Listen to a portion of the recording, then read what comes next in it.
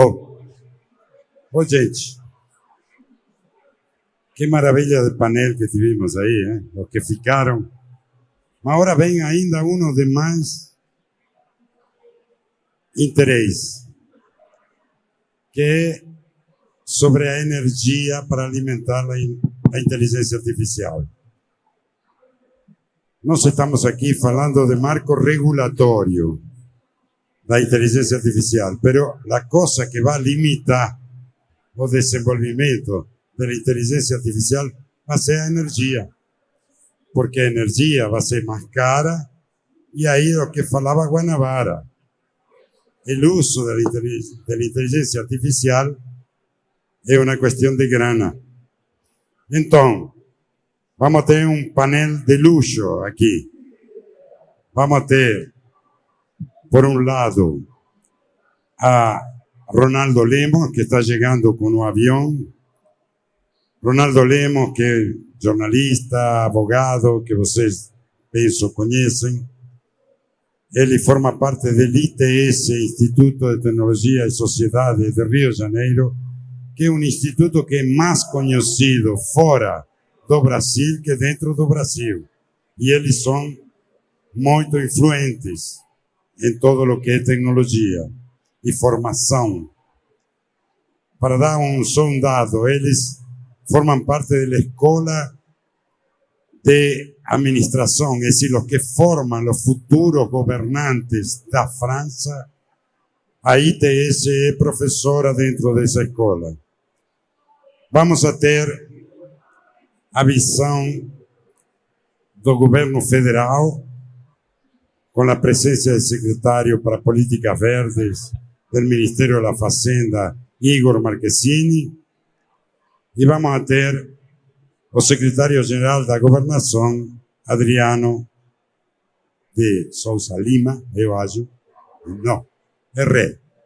Mas é ele, que é muito importante, digamos, é a pessoa que coordena todas as ações de governo, do governo do estado de Goiás, e que nos vai ilustrar que é o que está fazendo Goiás para a questão das energias renováveis e a IA. Então, chamem amigos que queiram saber sobre o tema de que é o que está acontecendo e o que vai acontecer no Brasil e no estado de Goiás sobre as políticas de energia. Vamos a começar em 3 minutos. Quem queira saber mais, venha para aqui, convidem as demais pessoas, que em 5 minutos começamos.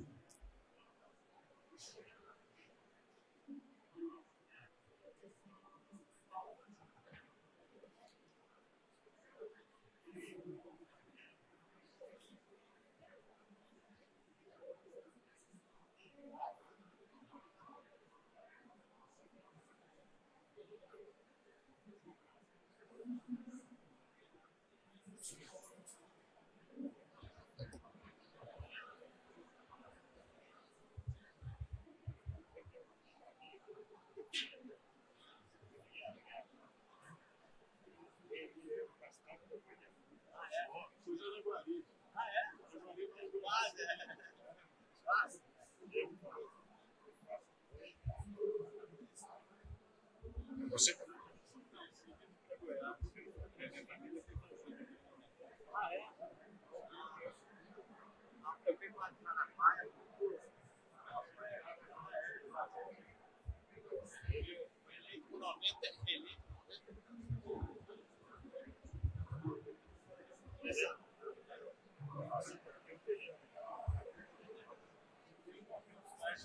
Não faltaria jamais. Sim, o secretário necessita.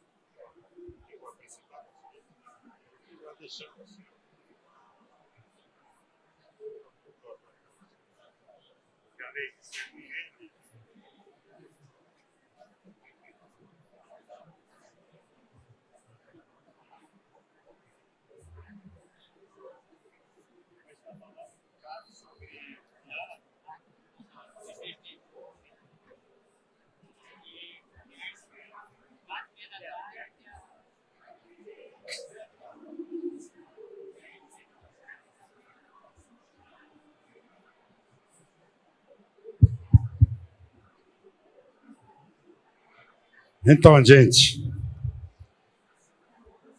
para quem não me conhece, eu sou Francesco Farrugia, sou presidente de honra do Instituto Campus Party, que organiza esse fórum e a campus.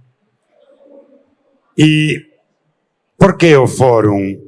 Como falou Capra antes, para quem não estava, eu vou rapidamente a fazer um resumo. Nel 2010, a gente fez um fórum del 2010 al 2014 para discutir el marco regulatorio de los derechos civiles de Internet, lo que se conoció como el marco civil. Y en aquel momento, ninguém sabía lo que estaba llegando y había poca participación, mas, así mismo, conseguimos modificar o marco civil dentro do Fórum da Campus Party. Nos convidamos relatores que había en aquel momento do Marco Civil y modificamos el famoso artículo 19 que ahora se está discutiendo y también sobre la propiedad intelectual. También nos conseguimos modificar el Marco Civil en aquel momento, que Brasil fue el primer país en el mundo que tiene un Marco Civil de Internet. Trabajamos con Ronaldo Lemos, que fue el primero que levantó la bola sobre la discusión con ITS, con el Instituto de Río, y conseguimos modificar el marco civil dentro de campus. Fue una pequeña colaboración. Y entonces ahora que se estaba comenzando a discutir sobre la regulamentación de la inteligencia artificial, con Ronaldo y con Capra, falamos, vamos a hacer otro fórum. Y lo que quiero que ustedes entiendan es que eso va a llevar mucho tiempo. No es una cosa que se resuelve con una decisión do STF o una ley. Porque la inteligencia artificial, la tecnología digital, viaja mucho más rápido que los procesos congresuales o jurídicos. Entonces nos previmos este fórum que durante 4 años vamos a hacer 18 fórum en todo Brasil, como ese aquí, donde vamos a discutir cuál es a IA que queremos. Fundamentalmente dando espacio a la sociedad civil para que entienda de qué se está discutiendo, colocar los fotes y transparencia en el proceso que va a acontecer de legislación, de agencia que va a controlar esa legislación, porque es una cosa que no va a acontecer de un día para otro. Y por más que ahora el STF da una ley, al otro día la van a tener que modificar, porque va tan rápido todo que es un proceso que va a llevar 4 o 5 años, hasta que y ninguém sabe exactamente qué es lo que tiene que ser feito. Algunos tenemos la pretensión de lo que no se tiene que hacer. Entonces, el fórum tiene estas mesas de discusiones, tem palestras, tem a sala do futuro que nos convidamos a se inscribir para participar durante a 100 personas que están en grupos lá y discutiendo diversos eixos de influencia de la IA, como el trabajo, la educación, la salud y la propiedad intelectual, la integridad de la información, etc. tem vários eixos. Estamos discutindo eles lá e depois de lá trazemos as conclusões de lo que essa gente está pensando aqui. Está pensando em Pernambuco, está pensando em São Paulo, pensando em Brasília, na Amazônia, e depois juntamos tudo isso e fazemos um manifesto. Isso é complementado com uma pesquisa que está fazendo o ITS, que é qual é a IA que queremos, que eu invito a você a participar e opinar. Aí tem diversos eixos, podem participar em algum eixo que interessa a vocês e falar o que vocês pensam. Por quê?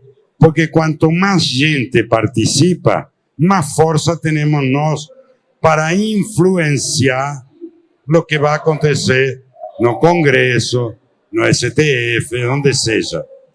Porque, senão, fica em mão as lobbies. E as lobbies são muito poderosas. E não falo só da Big Tech. Tem lobby de advogados, tem lobby de juízes, tem lobby de todo tipo.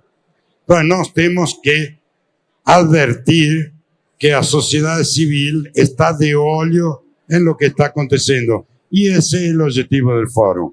Eu vou chamar aqui, em primeiro lugar, a Igor Marchesini, secretário de Políticas Verdes do Ministério da Fazenda, baiano, que não tem cara de baiano, mas é baiano. Obrigado, por favor. Agora vou procurar não errar. Adriano de Rocha Lima, secretário-geral da Governação do Estado de Goiás. E, recém-aterrissado, conseguiu sair de São Paulo, que suspenderam todos os voos, saltaram muitas presenças e palestras aqui por isso. A Ronaldo Lemos, jornalista, advogado, amigo, um bastardo de Goiás, de Goiânia, meio goiano. Quando falamos de fazer o fórum e chegamos aqui, vamos fazer o fórum em Goiás, Ronaldo me falou, faço questão de ir a Goiás, porque eu sou meio goiano. Então, eu deveria ser o moderador dessa mesa aqui, mas eu, ante a importância de todos vocês, vou fazer um passo atrás, porque além Adriano disse que eu falo pra caralho e não deixo falar ninguém. Então eu vou deixar a Ronaldo para ele conduzir um pouco esta conversa, que é sobre as energias que consome a inteligência artificial. Para que vocês tenham ideia, o que consome ChatGPT em um dia é igual a lo que consume uma cidade norte-americana, que tem um patamar de consumo maior que as cidades do resto do mundo, em um ano. Sim, ChatGPT consume a energia que uma cidade de 120 mil habitantes em um ano. Então, eu me atrevo a falar que a limitação à inteligência artificial não vai ser marco regulatório, senão o consumo de energia. Deixo com vocês, passo a palavra a Ronaldo e bom painel para todos nós. Obrigado. Pessoal, boa tarde, tudo bem? Muito bom, muito feliz de estar aqui em Goiás. Vai ser um prazer participar dessa conversa. É uma felicidade poder falar de um tema tão importante como energia renovável aplicada a tantas coisas, incluindo inteligência artificial.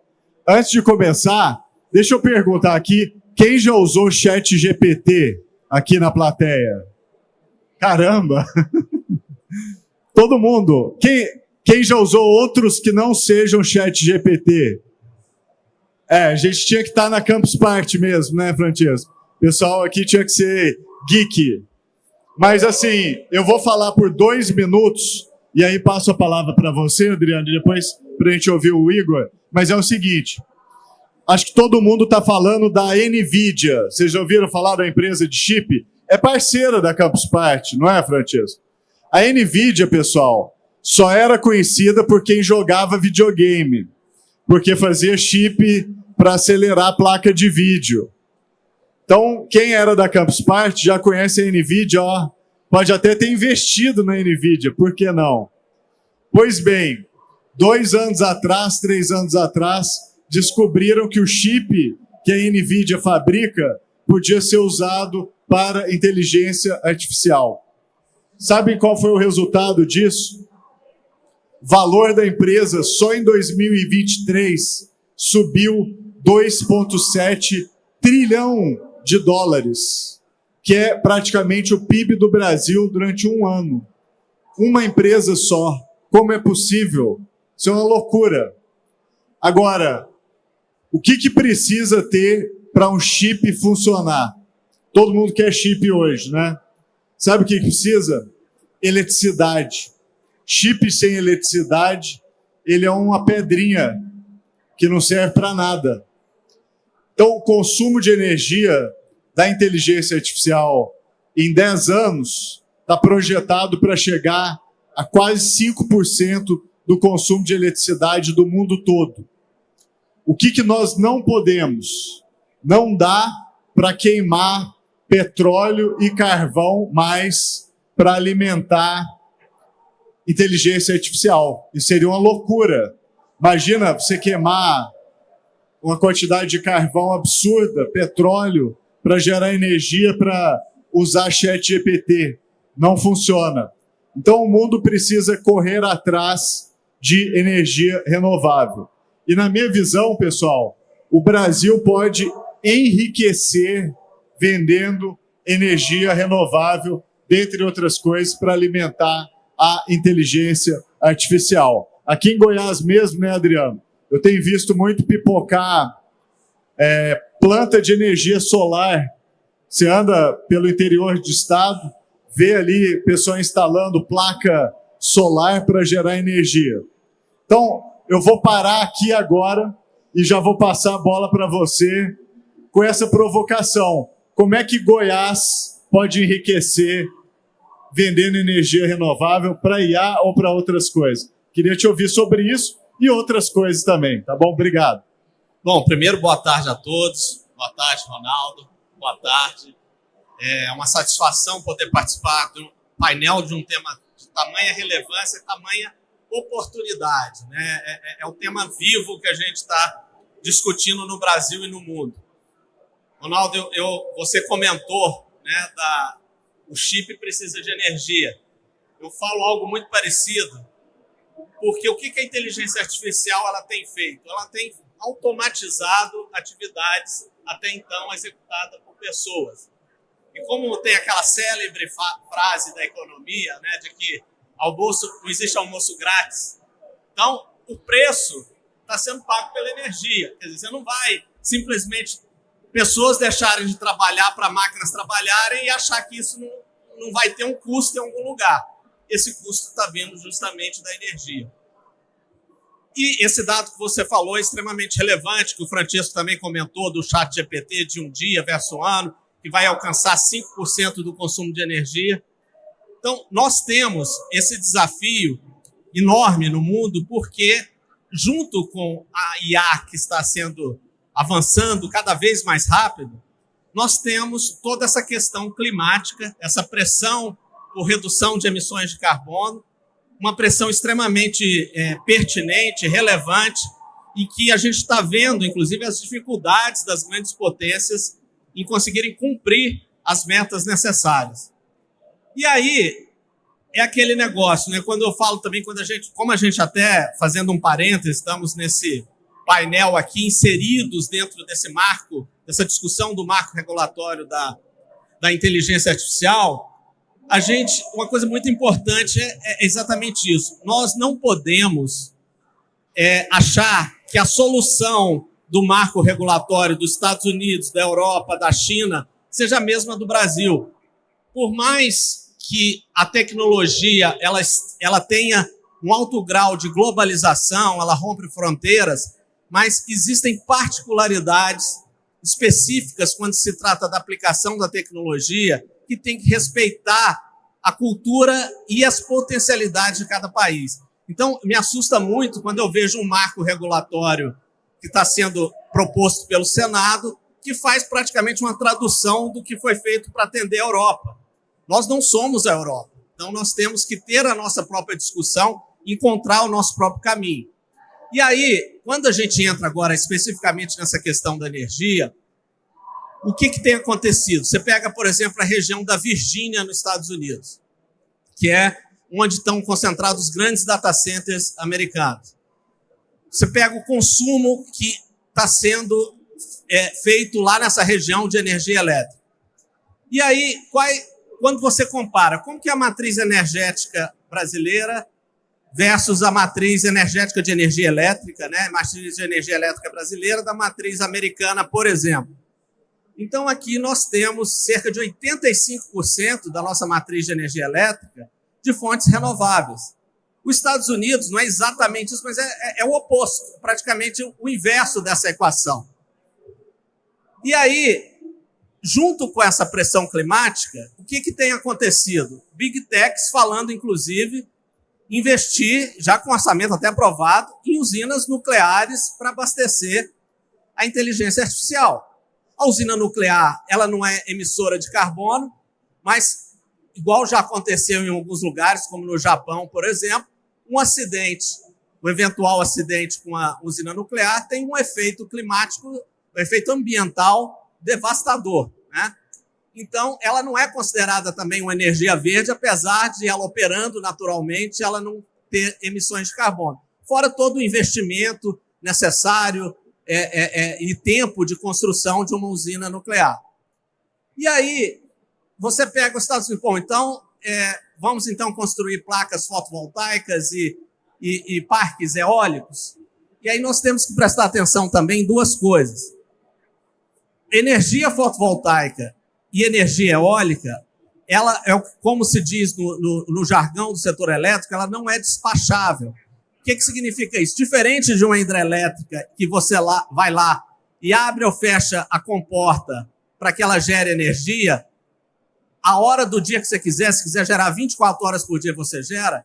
A usina fotovoltaica depende do comportamento do sol, a usina eólica depende do comportamento do vento. Então, nós não temos controle sobre isso. O mais próximo do controle que a gente chega é escolher um lugar onde ela vai ficar. Fora isso, nós não temos mais como controlar. E pior do que isso, quando a gente vem para a realidade brasileira, a gente tem visto muitas distorções nessa transição energética, como, por exemplo, construírem parques eólicos gigantes no Nordeste, sendo que o consumo maior do Brasil está na região Sudeste e Sul. E aí, o que acontece? Você sobrecarrega as linhas de transmissão. E sobrecarregar a linha de transmissão, isso vai para a conta do usuário de energia. Mais do que isso, como ela é intermitente e a eólica só funciona quando tem vento, mas você precisa dimensionar a linha de transmissão para o horário que venta mais, porque senão não vai trafegar. E aí você faz um investimento muito grande em linha de transmissão para uma baixa utilização daquela linha se considerarmos as 24 horas do dia. Bom, quais outras alternativas que existem? Então você tem as térmicas. Por exemplo, os Estados Unidos, ele tem a mais poluente possível, que estão evitando agora, que é a térmica a carvão, e as térmicas a gás natural. Apesar da térmica a gás natural ela ser muito menos poluente do que a térmica a carvão, ela ainda é uma fonte poluente, não é uma fonte de energia verde. O gás natural é de fonte fóssil, ele vem do petróleo, então aquilo não é uma energia limpa. E frente a esses desafios todos de pressão por energia de um lado, pressão por energia verde de outro, como você resolve essa equação para não interromper o desenvolvimento da inteligência artificial? E aí, quando nós voltamos o olhar para o Brasil, a gente tem que pensar em algumas coisas. Primeiro, toda vez que nós colocamos um parque de usina fotovoltaica ou de usina eólica, toda a tecnologia ali utilizada, ela vem de fora do Brasil. Eu diria mais do que isso, toda a produção dos componentes, das placas, das turbinas eólicas, etc., são importadas. E o Brasil aplicando ainda um alto grau de subsídio para isso. E aí, nós temos aqui, do nosso lado, uma oportunidade de ampliar ainda mais essa matriz renovável que o Brasil tem, que é através do uso da biomassa. Então, para vocês entenderem o que é a biomassa. A biomassa, por exemplo, dentro do estado de Goiás, a maior fonte de biomassa vem do setor sucroalcooleiro.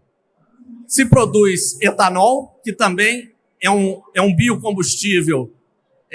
Não estamos aqui para falar disso, mas eu sou um grande defensor do etanol versus, por exemplo, carros elétricos.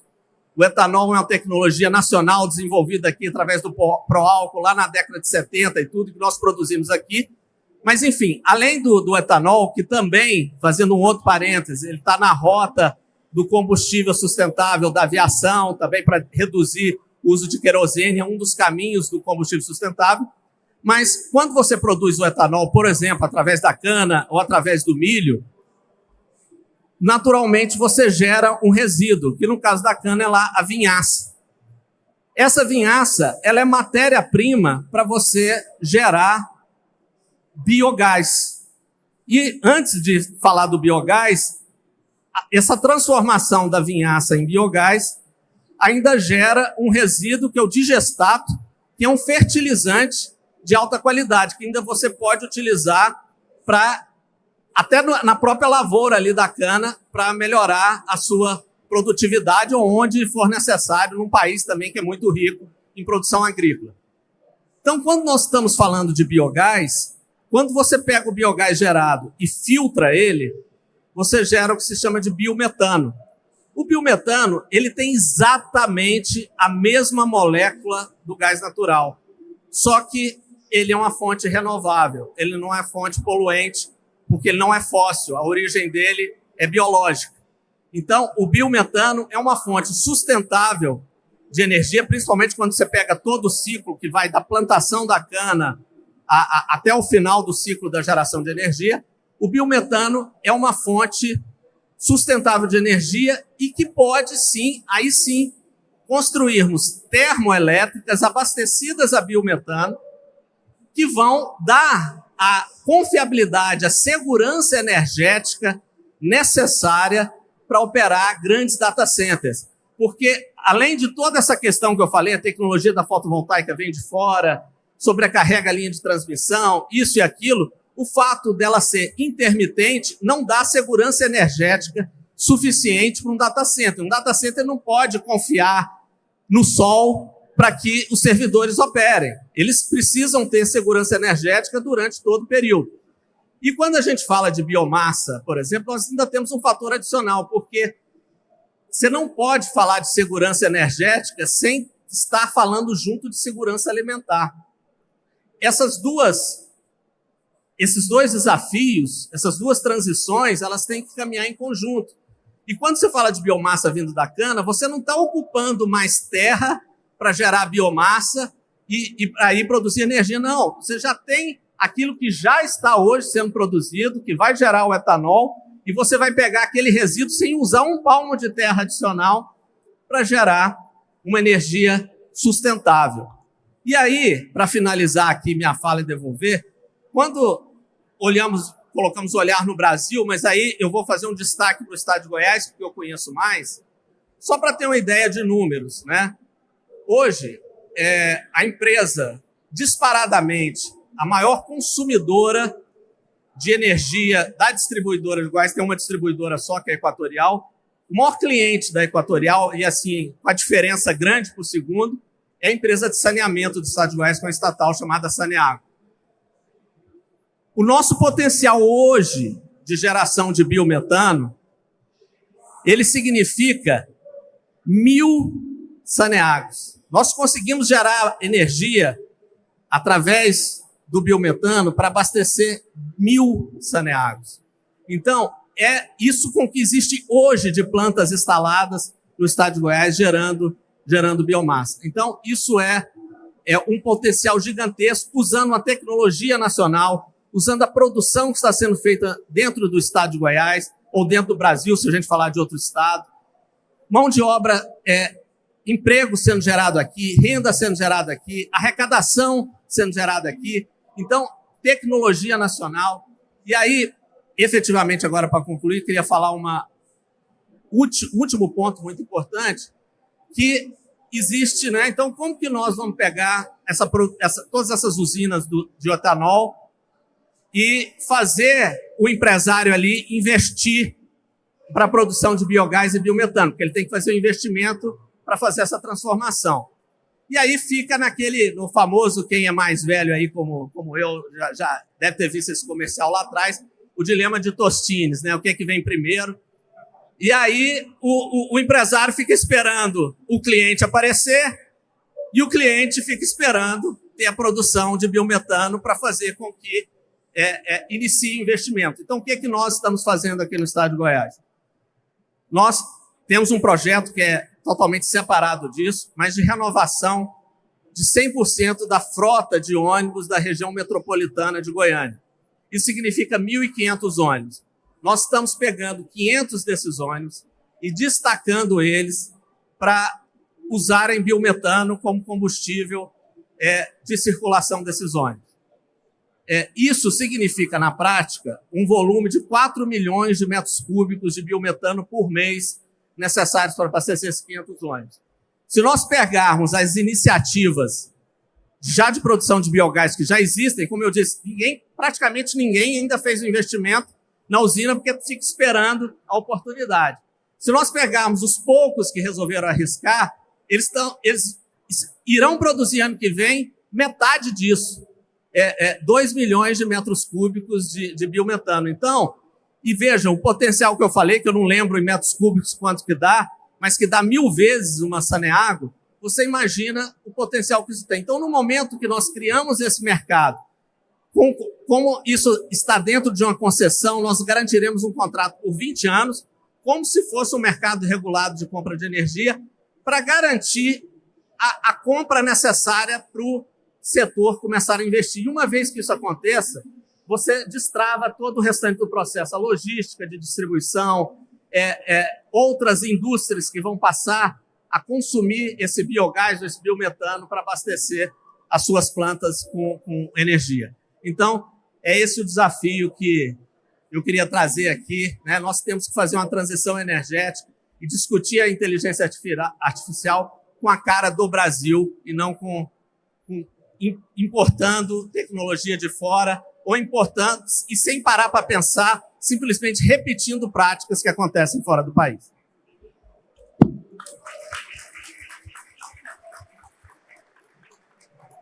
Adriano, primeiro, muito obrigado pela sua fala. E eu te perguntei como é que o governo, ou melhor, o estado de Goiás poderia enriquecer com energia, e você deu uma visão muito clara. E eu gostei muito dessa visão. Eu acho que você tem razão na sua articulação e no papel que pode ter o biometano e fonte renovável para gerar energia. Acho que a gente precisa pensar isso seriamente. Você tem toda a razão, porque, de novo, a gente precisa dar um jeito da inteligência artificial ser uma força para o Brasil enriquecer. E eu acho que a força mais imediata é a gente enriquecer com energia e energia renovável. Então, excelente a sua visão. Eu vou passar agora para o Igor. Quero muito te ouvir, Igor. Sei que o Ministério está envolvido também em vários debates regulatórios, inclusive. Você tem experiência pessoal na criação da empresa júnior, né, do Ministério. E eu acho que seria muito bacana entender o que você está pensando também e, em face disso tudo que a gente está discutindo, o que dá para fazer. Muito bom te ouvir. Obrigado. Obrigado, pessoal. Boa tarde a todos e todas. Prazer estar aqui com vocês na Campus Party. Da última vez eu estava de bermuda e camiseta preta, sentado aí. Essa farda, essa fantasia aqui é só temporariamente enquanto eu estou no governo. Mas imagina, queria contar uma história para vocês.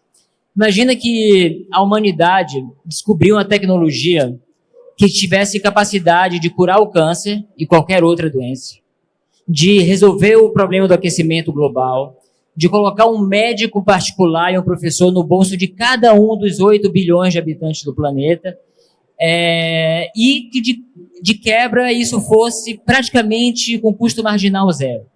O mundo todo ia se estapear correndo para ter essa tecnologia, certo? Isso é inteligência artificial. Tem um problema. Essa tecnologia precisa de uma máquina muito poderosa, muito particular para rodar, e, infelizmente, meia dúzia de empresas e um número menor ainda de países dominaram essa tecnologia. Eu acredito que, provavelmente, a próxima guerra mundial que a gente vai ter vai ser países brigando por acesso a essa infraestrutura crítica de processamento de IA, porque guerras vão ser ganhas ou perdidas com base nisso. Infelizmente, o Brasil perdeu essa corrida. A gente não vai desenvolver o próximo Blackwell, o próximo H100 aqui no Brasil.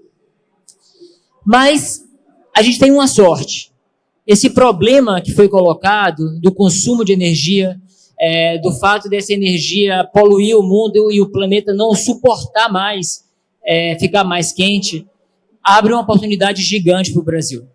Porque a verdade é que, você foi até conservador no seu número, Ronaldo, a gente passou 20 anos com data center consumindo 2% da energia do mundo. Então, toda essa revolução de mobile, cloud, internet, flat 2%. Qual é a mágica? Toda a eficiência que eu ganhava no data center compensava o crescimento. Agora, já tem quem diga que esse 2 vai para 5 nos mais conservadores, 8 é a base da projeção e tem gente que fala até 11.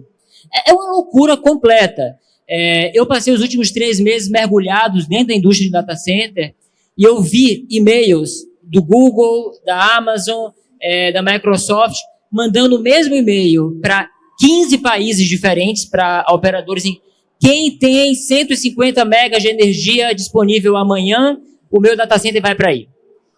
E aqui eu brinco que é um novo pré-sal. Todo investimento que o Brasil fez em hidroelétrica, que é uma bateria natural, né, como você estava colocando, eu nem tinha me tocado do biogás, como pode ser um complemento sensacional à eólica e à solar. E o fato da gente ter investido dinheiro de todo mundo aqui nos últimos 50 anos em linha de transmissão torna o Brasil um lugar muito especial para esse data center. E foi por isso, eu sou baiano, empreendedor, vim de fintech, fiz empresa de IA em saúde, e foi quando eu vi essa oportunidade que eu falei, cara, eu tenho que pausar minha vida empreendedora e pular para dentro do governo.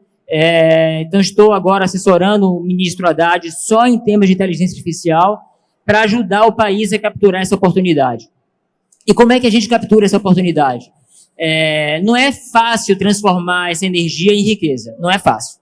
A gente tem desafios não banais. Um data center, diferente de uma cidade que vai devagarzinho, subindo, crescendo, do dia para a noite você liga uma cidade inteira. E tem que funcionar 24/7, 365 por ano. Isso para o setor elétrico é muito desafiador.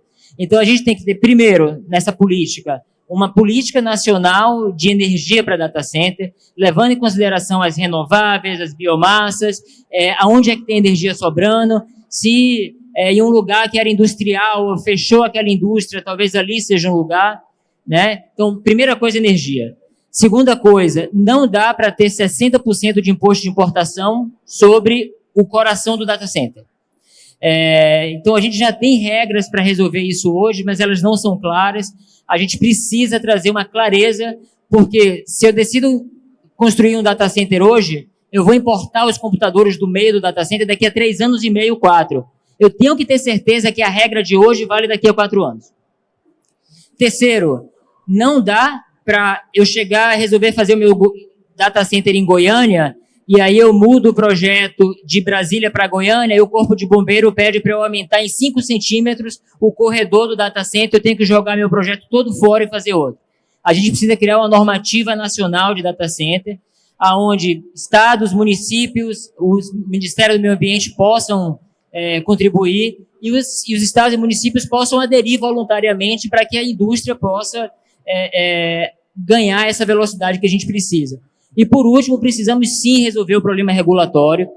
Eu tenho uma boa notícia para você, Adriano. A gente passou, assim, quando eu vi a primeira versão do PL, eu quase infarto, eu não estava no governo ainda, eu liguei para o ministro Haddad e falei assim, chefe, se passa essa lei desse jeito, é o equivalente a gente proibir o uso de computador no Brasil na década de 80. O que teria acontecido com a nossa indústria? Não estou falando do indústria de tecnologia da informação, estou falando do setor produtivo inteiro. A gente precisa endereçar isso. Então, graças a Deus, o processo legislativo está sendo um processo... Esse é um processo do legislativo, não é do executivo, mas o senador tem sido muito habilidoso politicamente em escutar todos os setores. O relatório que saiu quentinho ontem à noite já saiu com melhoras muito importantes. Ele literalmente afirmou que abandonou o modelo europeu de tentar prevenir a maioria das coisas, e sim está dando empoderamento para o usuário pós-fato. Ainda não estamos lá, mas acho que avançamos muito. Então a gente tem que fazer essa política de data center, resolver esses problemas. Acho que o data center é o caminho para o Brasil se inserir nesse jogo global de IA, mas se a gente vai dar essas facilidades para o que o mundo quer, a gente tem que pedir alguma coisa em troca. Não é só a geração de emprego, construção de novas linhas de transmissão, novos parques eólicos, de biocombustível, etc. A gente precisa, eu falo para todo mundo, que essa política vai ter tido sucesso se daqui a 5 anos a gente puder vir aqui na Campus Party e vocês falarem, é mais barato rodar um modelo de IA no Brasil, seja para treinar, seja para inferir no Brasil do que em qualquer outro lugar do mundo. Então a gente precisa transformar essa capacidade de processamento em vantagem estratégica competitiva para as startups, para as empresas brasileiras, para o governo brasileiro. Eu não sei se vocês sabem, mas a gente também só gosta de falar mal. O governo brasileiro é o segundo governo melhor colocado no planeta no índice de maturidade digital de governos. O GovBR, o fato da gente ter o Pix, todos os benefícios sociais serem entregues de maneira digital. Então a gente tem muita coisa aí, mas a gente tem que jogar essa carta de um jeito certo. A gente não tem tempo, o mundo vai resolver, seja com nuclear, seja com eólica, misturado com bateria, mas a gente tem que jogar e tem que jogar esse jogo agora. Então eu queria aqui me colocar à disposição, eu vou passar o resto da tarde com vocês aqui no evento. Eu quero muito ouvir de vocês preocupações, críticas, sugestões, ideias, porque a gente está aqui para escutar, né, o futuro do Brasil, que são vocês, para incorporar isso na legislação e na política nacional de data center que está sendo construída dentro do governo federal. Excelente, Igor. Muito bom. E pessoal, você está falando de escuta, né? Uma das iniciativas que a Campus Party está fazendo é exatamente o laboratório para discutir o projeto de lei de inteligência artificial. Então, enquanto estiverem aqui na Campus Party, procurem o laboratório, tá? O Capra está aqui com a gente, justamente para ouvir. A gente lá no ITS fez um processo aberto de escuta também no site oquequeremosdaia.com.br. E isso é muito importante porque é isso, regulação boa é aquela que ouve todo mundo, é aquela que ouve todos os setores, que ouve a comunidade científica, a sociedade civil, e eu acho que um dos problemas do projeto original é que veio o projeto de cima para baixo, né? E que é um projeto que foi escrito só por advogados. Nada contra os advogados, tá, pessoal? Eu sou advogado também. Mas não nos deixem sozinhos fazendo nada. Ainda mais projeto de IA. Deixar um projeto de IA só com advogado, isso é uma loucura. Então, cadê o resto do pessoal? O resto do pessoal está aqui. Somos nós. Então, participem lá na Sala do Futuro, justamente do laboratório, em que a gente está ouvindo todo mundo para pegar essas contribuições, mandar para o Congresso Nacional, mandar para o governo federal, e deixá-las abertas na internet para influenciar, criar uma lei de IA que seja muito boa. E aí, Adriano, queria voltar um pouco aqui com você, porque eu acho que você fez uma provocação muito boa, né, de usar tecnologias brasileiras para rodar a energia. Então, queria saber, assim, o que a gente tem que fazer? Por exemplo, a gente for pensar agora, o Brasil tem que entrar no espaço internacional para mostrar o quanto que é importante ter a energia renovável sem ser a nuclear, por exemplo, porque eu vejo os Estados Unidos hoje por causa das empresas apostando tudo em energia nuclear. Inclusive, vão recriar uma planta nuclear na Filadélfia, onde teve um acidente nuclear nos anos 70. Foi o acidente nuclear mais grave nas Américas. E vão reabrir a planta. Energia nuclear, como você falou, não é energia verde, é energia amarela. Se a energia fóssil ela destrói o mundo lentamente, a energia nuclear, se alguma coisa der errado, ela destrói de uma vez só. E, obviamente, a gente não pode deixar nunca que isso aconteça. Apesar da segurança ter avançado, não acho que esse é o modelo. Então, acho que o governo, inclusive, deveria entrar no território geopolítico global, defendendo a energia verde e mostrando que não é admissível queimar mais combustível fóssil ou depender só de energia nuclear para mover data center. Mas o que a gente faz aqui no nosso território, aqui em Goiás, estado do qual eu me sinto parte também? O que a gente pode fazer a partir daqui, da realidade que a gente pisa?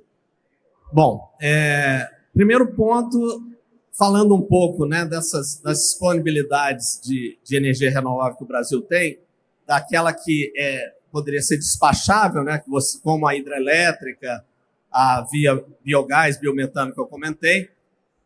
Quando a gente olha que hoje a maior parte da nossa matriz vem de fonte hídrica, né, nós temos hoje, se olharmos para o Brasil como um todo, uma fonte já próxima da saturação. Quer dizer, os principais reservatórios, as disponibilidades de gerar energia de fonte hídrica, em geral, os maiores já foram construídos. Nós temos ainda muita oportunidade aqui em Goiás de PCHs e EHs, que sim, são usinas menores e tudo, e não avançou ainda muito por conta, durante muitos anos, os leilões de compra de energia no mercado regulado, eles privilegiaram energia fotovoltaica ou eólica.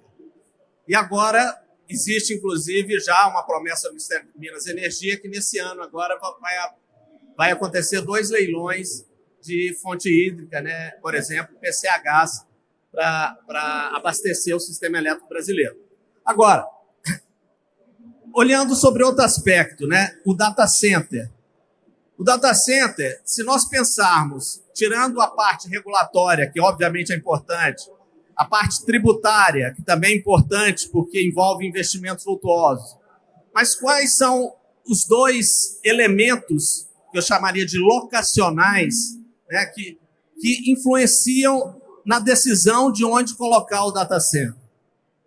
Então, um deles, aí é difícil dizer qual é mais importante que o outro, um deles é temperatura. Quanto mais baixo for a temperatura, melhor para localizar um data center, porque vai consumir menos energia, menos água para fazer o resfriamento do data center, que ele precisa operar numa temperatura mais baixa. E a outra é justamente a disponibilidade de energia. Só que essa disponibilidade de energia, e energia robusta, não basta que seja qualquer energia. Pelas pressões climáticas, como eu disse, energia verde é o que está se buscando no mundo. Até os ESGs aí que percorrem o mundo inteiro, cada vez mais você vê a política de busca de energia renovável ela mais intensa, né? E aí, voltando ao caso que eu comentei do biogás, do biometano. Qual que é uma das grandes limitações que nós temos hoje no Brasil? Se nós pegarmos, por exemplo, o que nós temos hoje de gasoduto, ele basicamente abastece o litoral, um pouco da região sudeste do país e acabou. Só fazendo uma leve comparação para vocês, se a gente fizesse uma relação de densidade de gasoduto, quilômetros de gasodutos dividido por 1 milhão de 1.000 quilômetros quadrados de área territorial. O Brasil, essa relação é de 1 quilômetro de gasoduto para cada 1.000 quilômetros quadrados de área territorial. Quando a gente olha, por exemplo, para os Estados Unidos, essa relação é em torno de 20 vezes. Quando a gente olha para a Inglaterra, é 50 vezes. Quando olha para a China, é 14 vezes. Então, o Brasil ele não investiu em infraestrutura de gasodutos. Por quê?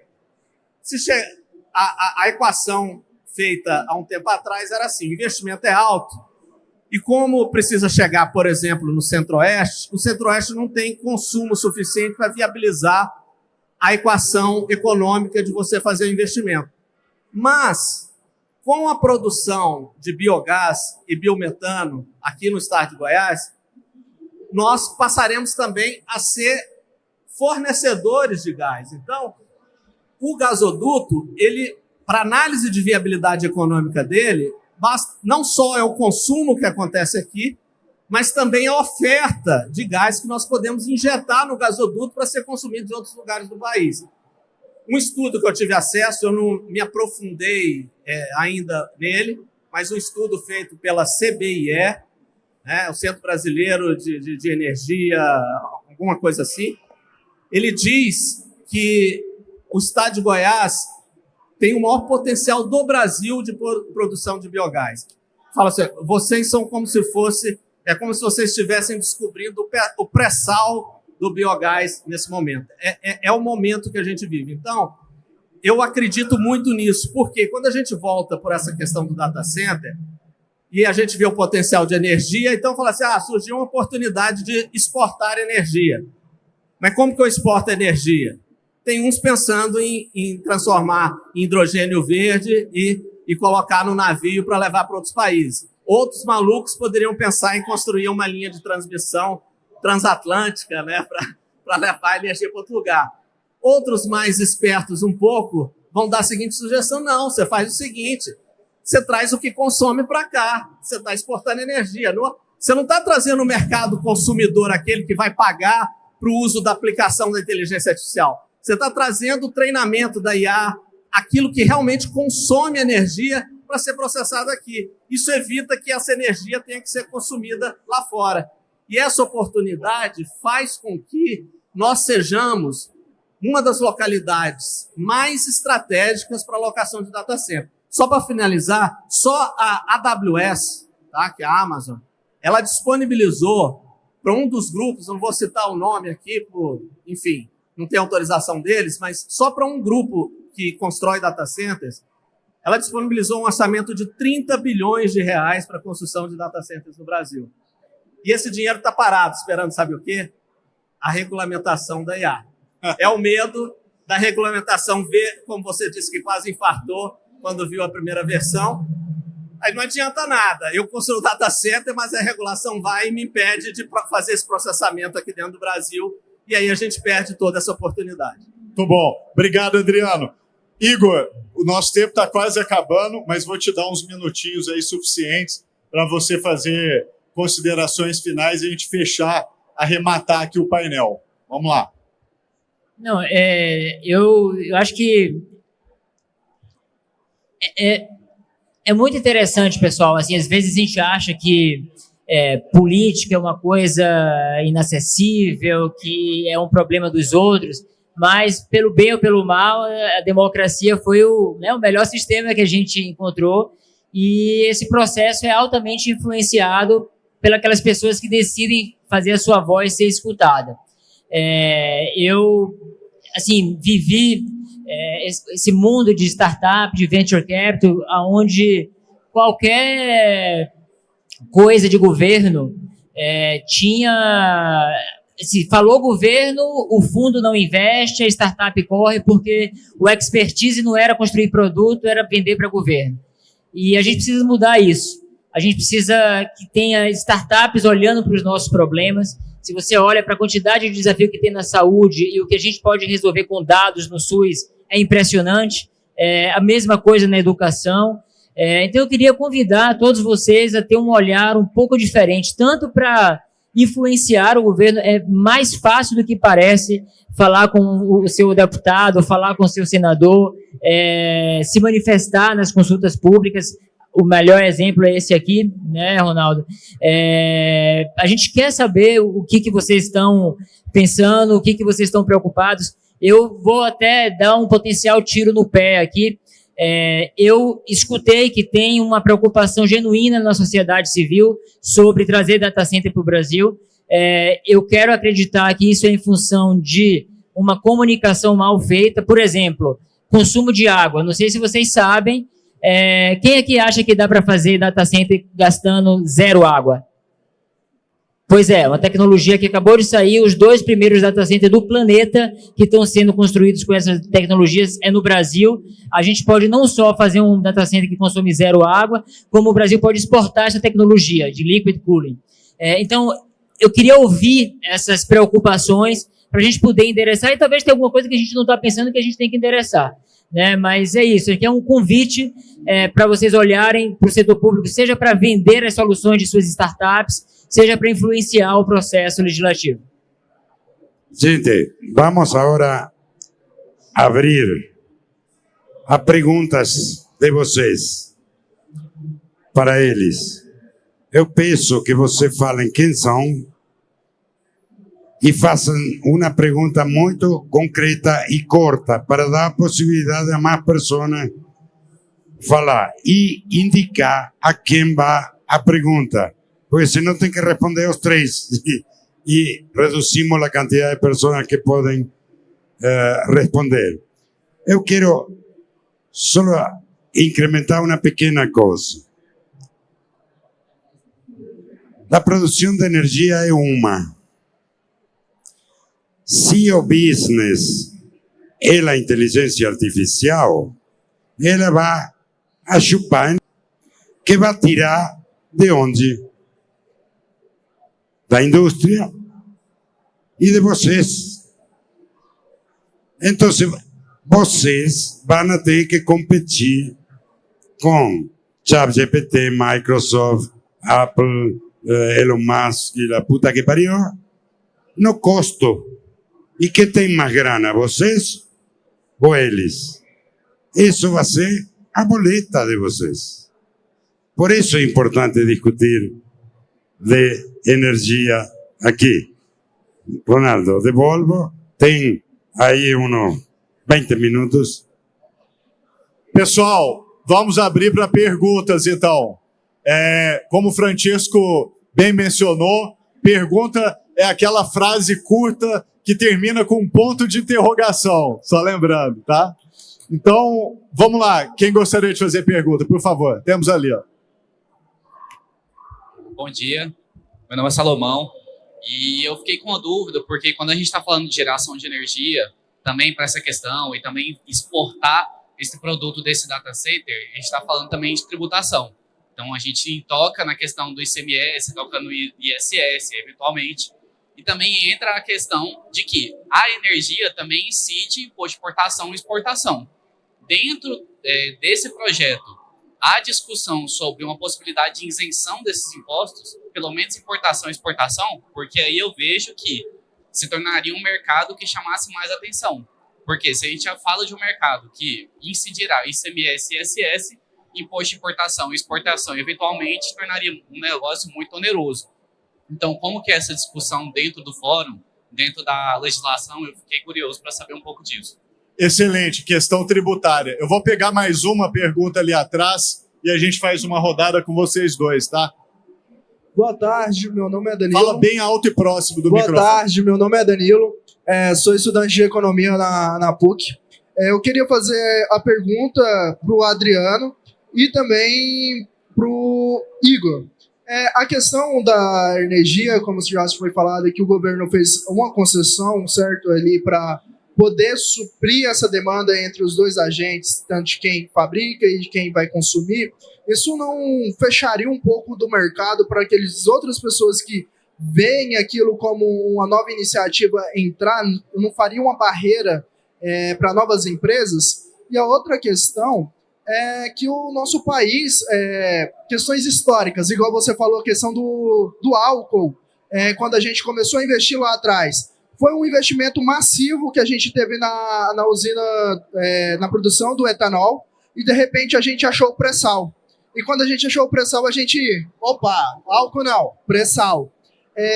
Isso pode ocorrer de novo? Qual que é a segurança jurídica que o Estado brasileiro oferece para os seus empresários nessa relação? Porque não é investimento pequeno, é um investimento muito grande. E agora um foco bem para o estado de Goiás. ano passado, a gente teve picos de energia no nosso estado, onde faltava muita energia em alguns setores mais movimentados, mais empresariais, onde tinha concentrações de escritórios por metros quadrados devido ao calor e o uso ali. A rede de energia elétrica que a gente tem hoje, a matriz de distribuição, ela vai sustentar essas data science que a gente pode trazer para o Centro-Oeste ou então mesmo para o Brasil como um todo? Obrigado. Vamos lá? Começa você, Adriano, aí depois a gente passa por ele. Vamos lá. Bom, eu vou responder essa segunda pergunta aqui, que a parte tributária eu deixo mais com o colega Igor ali. Mas, primeiro, quando você fala dessa carência de energia aqui no estado de Goiás, na realidade, isso está relacionado à rede de distribuição, não é a geração de energia. Nós não temos problema com geração de energia, nós temos problema com distribuição. Uma rede que, historicamente, ela foi sucateada e depois entrou a Enel, que não fez um bom trabalho, saiu do estado de Goiás porque teve seu contrato cancelado pela ANEEL, foi o fenômeno da caducidade do contrato, por não cumprir as metas estabelecidas. Você vê que está acontecendo algo parecido agora em São Paulo. Então, nós temos esse histórico aí na distribuição. Mas quando eu estou falando dessas fontes renováveis de energia, eu estou falando de geração próxima do consumo, que é você, por exemplo, construir uma termoelétrica a biometano funcionando próximo de um data center, de forma que você não depende da rede de distribuição de energia para chegar até lá. Quando a gente está falando também de outras formas de energia, para abastecer não só o data center, mas as indústrias de uma forma geral, também estou pensando numa produção próxima ao local de consumo, sem que isso sobrecarregue a rede de transmissão. E se nós começarmos por esses grandes consumidores,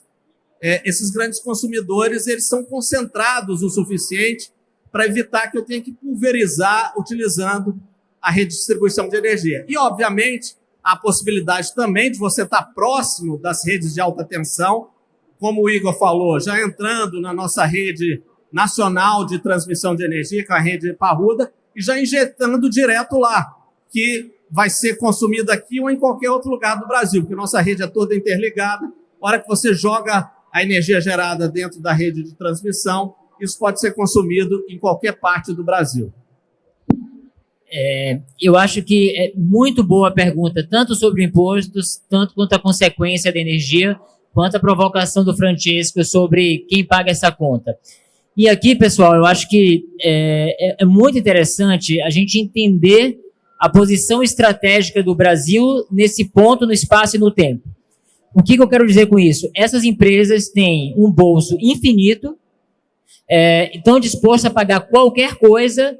O problema não é o custo, o problema é a velocidade. O critério número 1, 2 e 3 é de velocidade. Então, seria para mim uma aberração o Estado brasileiro gastar 1 centavo do imposto de qualquer um aqui para subsidiar uma empresa dessa. Então, eu acho que a gente tem que ter aqui a tributação absolutamente completa na cadeia de energia, colocar para pagar o FUST de toda a parte da linha de transmissão, enfim. E mais, a gente ainda está desenhando isso com o Ministério de Minas e Energia, mas na minha visão, não tem por que essas empresas não serem obrigadas, inclusive, a construir tanto a geração de energia nova, ou seja, eu vou fazer um data center de 500 MB, eu tenho que botar 500 MB de energia nova em algum lugar do Brasil e investir na linha de transmissão, né? Então, não vai ser assim sempre. Eventualmente, essa loucura vai diminuir. O colega que estava aqui antes falou que a gente está no meio de uma bolha. Então, vamos aproveitar essa bolha para que as externalidades desses data centers sejam positivas, inclusive melhorando a nossa infraestrutura de geração e transmissão de energia elétrica. Muito bom, muito bom. Mais uma rodada, pessoal, de perguntas. Quem gostaria ali? Boa tarde. tem que falar bem próximo do microfone, tá? Boa tarde, eu sou Natália, sou servidora pública da Subsecretaria de Cidades Inteligentes, Energia e Telecomunicações. E o Adriano comentou sobre a energia renovável. E eu gostaria de saber se a gente consegue, no Brasil, um marco para indústrias waste to energy, né? Trazer energia do resíduo. Obrigada. Obrigado. Energia é o quê? A gente não ouviu o termo. Eu também não ouvi, não. Hã? Lixo. Ah, tá, lixo. Bom, na realidade, nós temos várias fontes de biomassa que podem gerar energia através da produção de biogás e biometano. Só que elas não têm a mesma potencialidade de produção de energia. Se você pegar o que tem mais potencial é justamente do setor sucroalcooleiro, através do resíduo da produção do etanol, seja na vinhaça da cana, ou seja no resíduo do milho, etc. Quando você vai para o resíduo sólido, para o saneamento, o potencial de geração de biogás é bem mais baixo. Só que aí a equação é um pouquinho diferente, porque aí o benefício ambiental que você tem de dar o tratamento adequado para o resíduo sólido, ele passa a ser mais relevante do que a produção de energia em si. Lógico que produzindo energia é importante que será consumido, mas esse não é o motivador principal de você transformar a biomassa vindo do resíduo sólido, do saneamento, em energia, e sim a motivação principal passa a ser a questão ambiental. Quer falar, Igor? Não? Então, perguntas, pessoal? Mais alguma? Ali, ó.